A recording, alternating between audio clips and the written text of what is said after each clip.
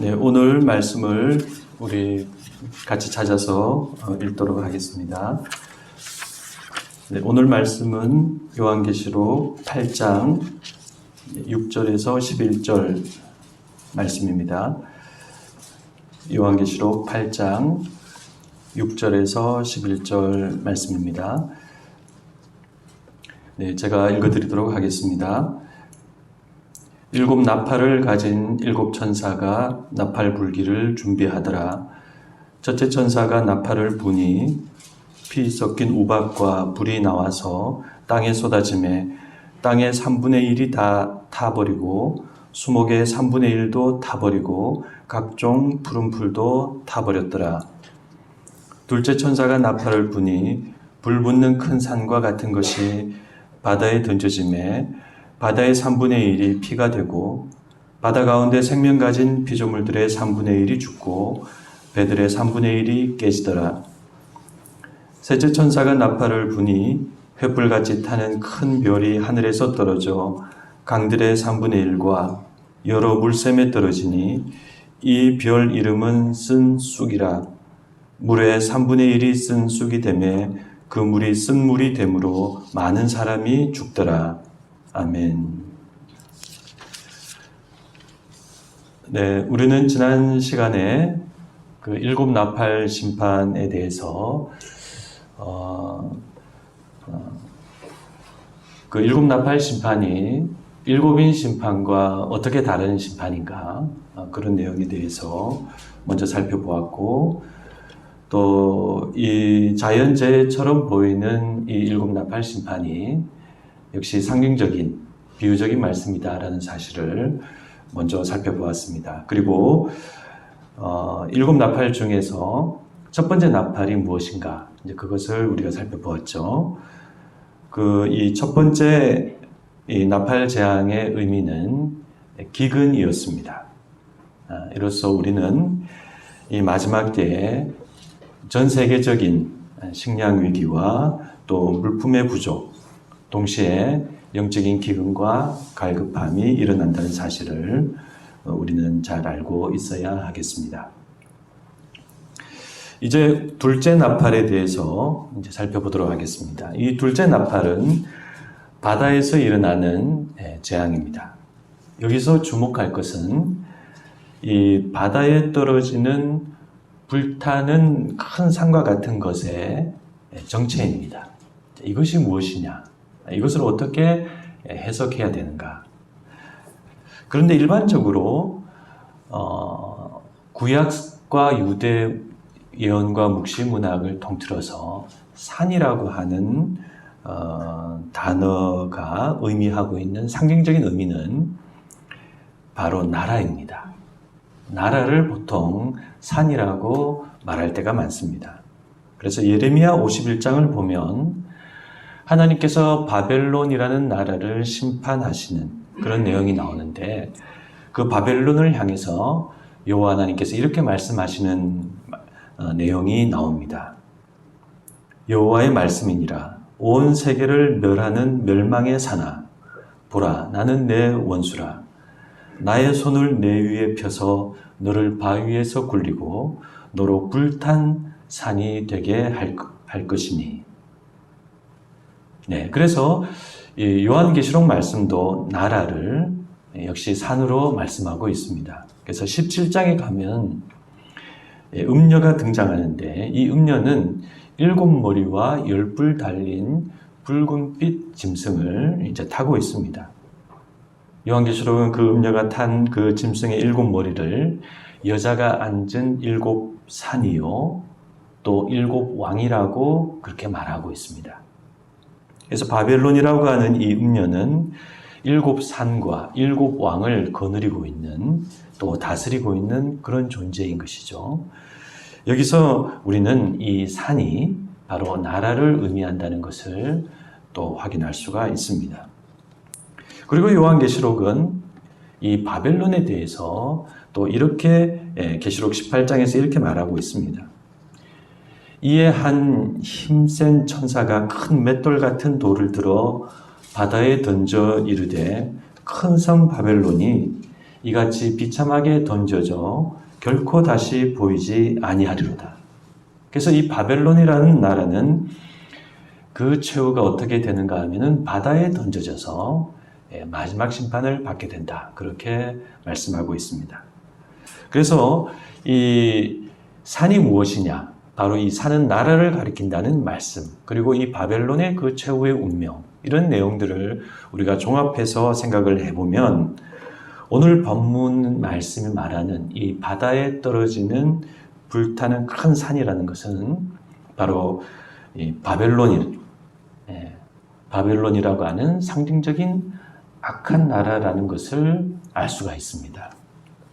그래서 바벨론은 세상 나라 가운데 으뜸이죠. 그 나라가 지금 하나님의 심판을 받아서 바다에 던져지고 있는 것입니다. 그래서 이 음녀 바벨론의 정체는 요한계시록 17장에 가면 나오는데 이제 그것이 무엇을 가리키느냐 여러 의견이 분분하지만 간단하게 그 가장 유력한 그 정체를 간단하게 말씀드리면 그 바벨론이라는 것은 바로 세상 나라의 핵심인 돈과 물질주의와 자본주의와 그런 제도와 그런 문명을 총체적으로 상징하는 그런 말씀입니다. 이 바벨론이라는 것은. 그렇다면 그 불타는 큰 산이 떨어지는 그 바다는 무엇을 의미할까요? 그 떨어지는 큰 산은 바벨론인데 그 바벨론이 떨어지는 그 바다는 그럼 또 무엇을 의미하는가? 이 내용도 바벨론에 대한 심판을 예언하는 예레미야서 51장을 역시 참고해야 합니다. 그래서 예레미야 51장은 이 몰락하는 바벨론을 묘사하기를 바다가 바벨론에 넘친다.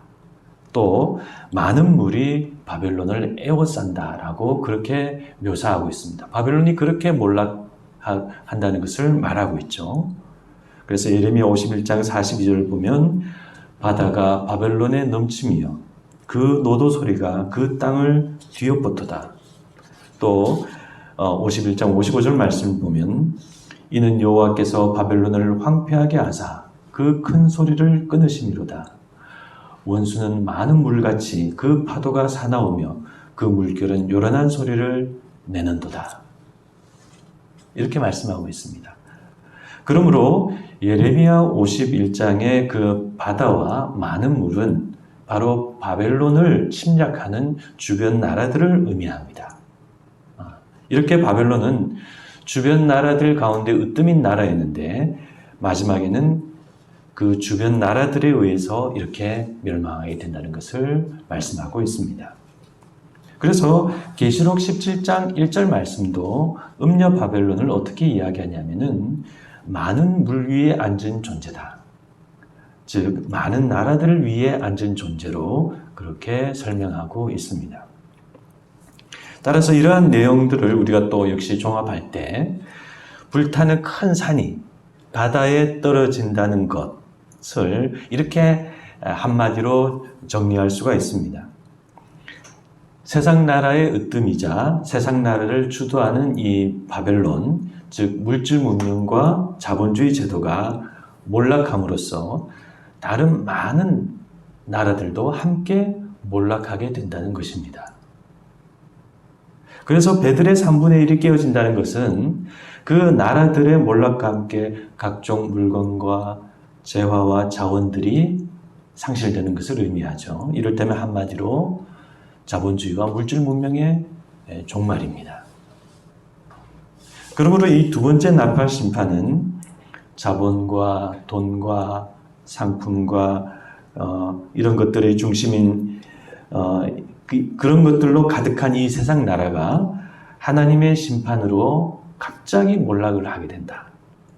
그리고 그에 따라 이 세상의 전반적인 결핍과 기근과 혼란이 임하게 된다는 사실을 이 두 번째 나팔이 보여주고 있습니다.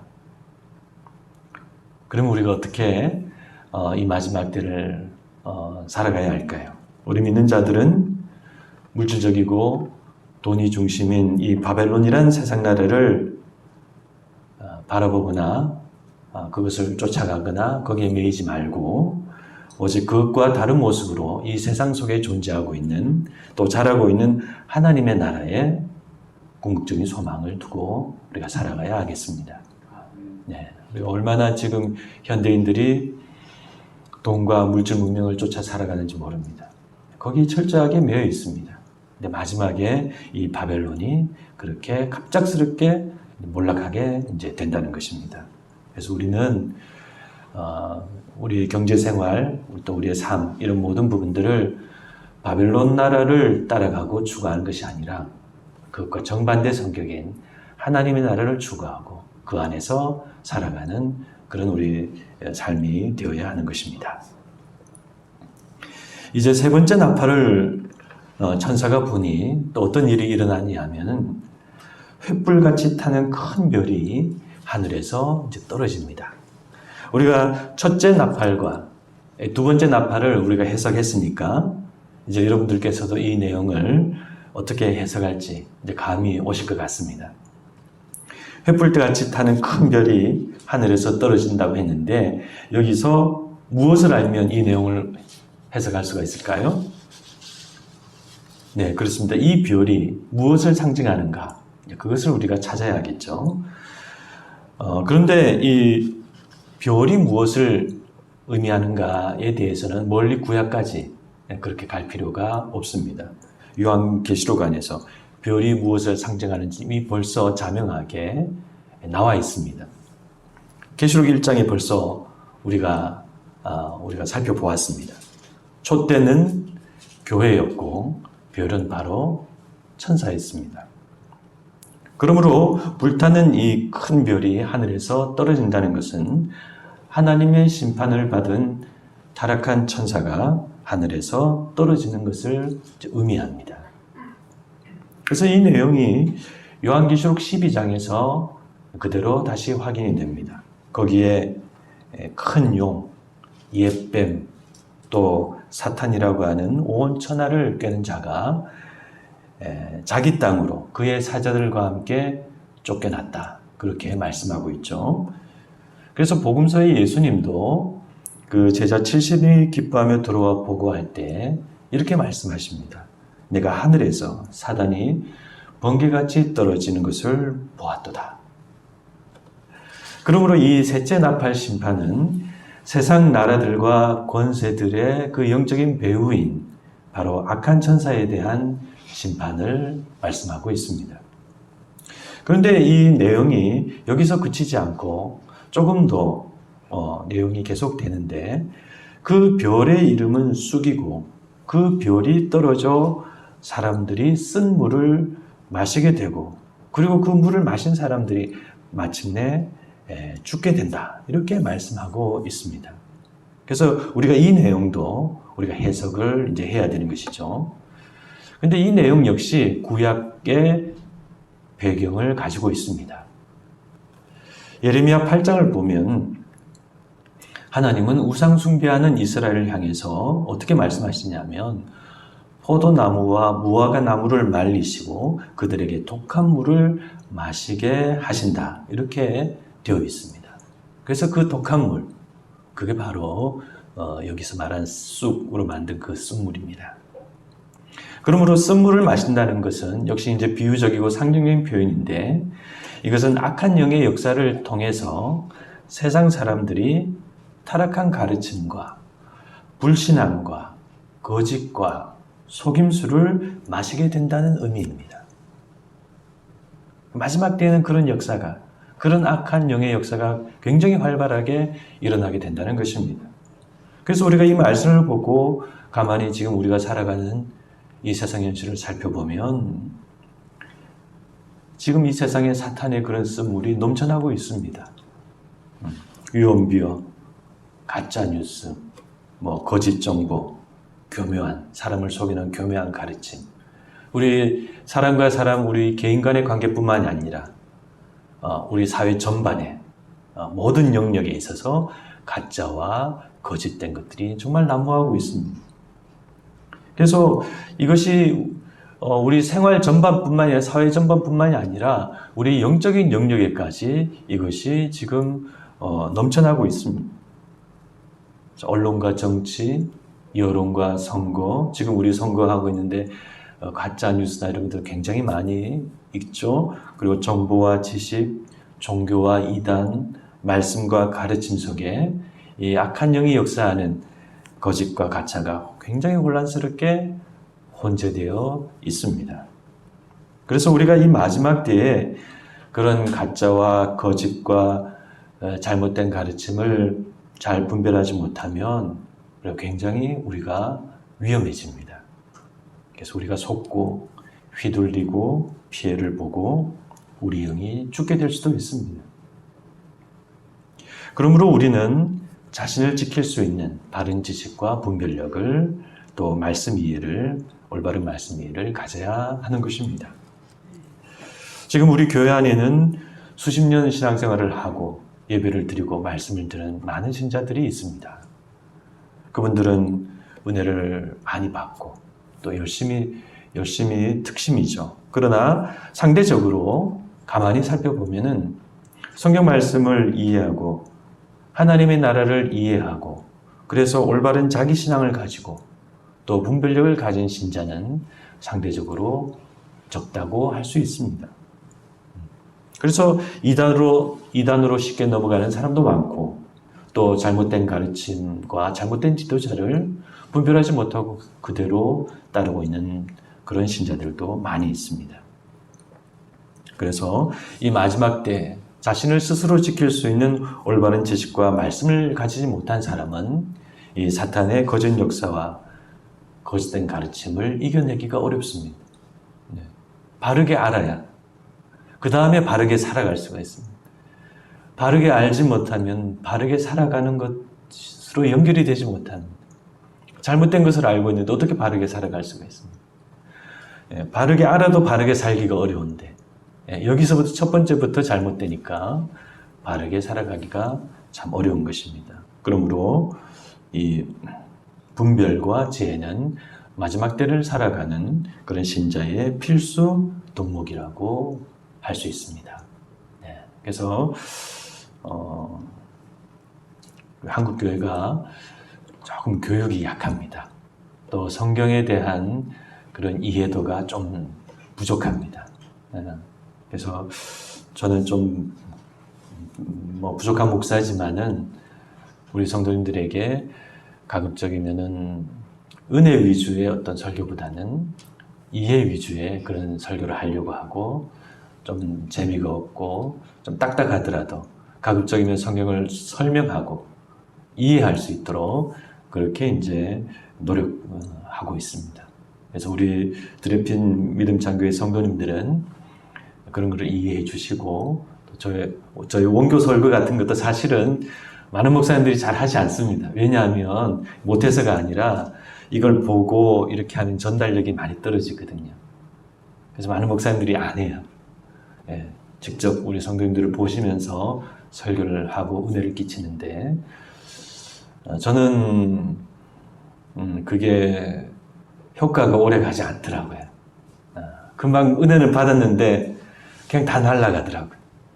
그래서 원고 설교를 해서 또 이제 나중에 마태복음이면 마태복음 이런 것이 끝나면 또 성경을 그 설교한 것을 요약해서 재본해서 또 나눠드리기도 하고 다시 보면은 기억이 나시고 또 그 마태복음의 내용이 어떻게 이루어졌는지 알 수가 있잖아요. 그래서 제가 원고 설교를 하고 또 나중에 재본도 하고 이제 그렇게 이제 하려고 합니다. 이렇게 오늘은 두 번째 나팔과 세 번째 나팔을 살펴보았습니다. 돈과 물질과 자본주의와 그런 문명과 제도를 우리 신자는 마지막 때의 참된 신자는 따라가지 않도록 조심해야 합니다. 그래서 물질 문명이 이 바벨론에 현혹되지 마시고 자신에게 알맞은 정직한 경제생활과 삶을 살아가시기를 바랍니다. 욕심을 부리고 돈을 추구하다 보면은 결국은 나도 모르게 바벨론적인 삶을 살게 되는 것입니다. 또 아울러 우리 모든 삶과 신앙 속에 분별력과 바른 이해를 우리가 가져야 하겠습니다. 하늘에서 그 큰 별이 땅에 떨어져서 이 물들을 오염시키고 있습니다. 그래서 그것을 분별하지 못하면 그걸 마시죠. 깨어있지 못하고 자기 지식이 없는 사람은 사탄의 선물을 마실 것이기 때문입니다. 그래서 깨어있는, 분별하는 신자들이 다 되시기를 축원합니다. 기도하시겠습니다.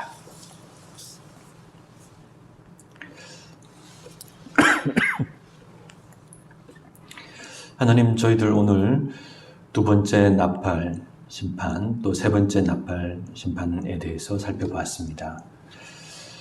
마지막 때 전반적으로 악한 역사가 어떻게 이루어지는지, 또 하나님께서는 어떻게 역사하시는지, 그래서 우리는 무엇을 주의해야 되는지, 어떻게 깨어 있어야 하는지 우리가 이 말씀 통해 이야기하여 주시옵시고, 이 바벨론이라고 하는 이 물질 문명, 그런 제도, 하나님, 저희들은 바벨론이 아니라 하나님의 나라 안에서 살아가는 그런 참된 신자가 되게 하여 주시옵시고, 또 그 사탄의 그 큰 별이 땅에 떨어져서 물들을 오염시키는, 분별하지 못하는 사람들 그 물을 마시고 휘둘리고 속고 영적인 죽음을 당하는데, 하나님, 저희들 깨어있게 하여 주시옵시고, 우리 자신을 지킬 수 있을 만큼 하나님 말씀을 이해하고 또 그 말씀을 간직하는 저희들이 될 수 있도록 인도하여 주시옵소서.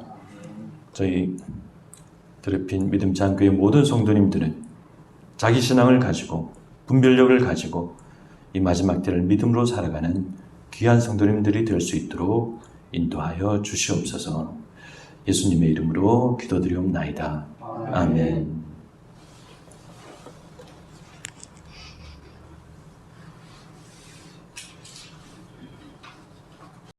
이제 우리 합심 기도를 같이 하도록 하겠습니다. 시작. 저희의 예배가 신령과 진정의 예배가 되게 하옵소서. 준비된 마음으로 드리는 기쁨과 감사의 예배가 되게 하옵소서. 담임 목사에게 말씀의 은사를 부어주시고 우리 안에 하나님의 나라가 자라게 하옵소서. 우리가 성숙한 사랑의 공동체가 되어 서로 사랑하게 하옵소서. 우리가 성숙한 복음의 공동체가 되어 빛을 비추게 하옵소서. 언제나 독수리같이 청년같이 힘찬 교회가 하옵소서. 아이들과 학생들과 청년들을 세워주시고 새로운 가지가 자라게 하옵소서. 주일 2부 모임을 인도하시고 토요 전도와 관계 전도를 인도하옵소서. 우리 삶에 강건함과 평안함을 주시고 하나님의 복을 늘 풍성히 받게 하옵소서. 몸이 연약한 성도들을 지켜주시고 선교사들의 귀한 삶과 사역을 지켜주옵소서. 확산되는 코로나를 막아주시고 우리의 일상이 회복되게 하옵소서. 이번 대통령 선거에서 하나님의 뜻에 합당한 좋은 지도자가 세워지게 하옵소서. 예수님의 이름으로 기도드립니다. 아멘.